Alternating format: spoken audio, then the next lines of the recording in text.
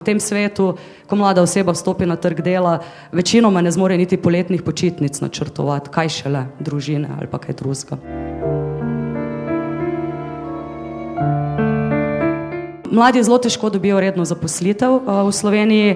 Če že dobijo zaposlitev preko pogodbe o zaposlitvi, gre v veliki večini primerov za pogodbe za določen čas. Vedno bolj se pa zdaj razrašča to prisilna espeizacija, mi temu rečemo. No? To, da bi so delodajalci silijo mlade v to, da morajo odpreti SP, tako da so mladi v bistvu prisiljeni sprejeti eno od prekarnih oblik. To pa v bistvu vodi v večjo nesigurnost v življenju nasploh, ne? Ker sej si lahko predstavljamo, če ne veš, če boš naslednji mesec sploh še imel delo in nek prihodek, je recimo nemogoče reševati stanovanjski problem, načrtovati prihodnost, družino. Mislim, težko se je osamosvojiti, če sploh ne veš, če boš vse položnice zmogel plačati. Ne?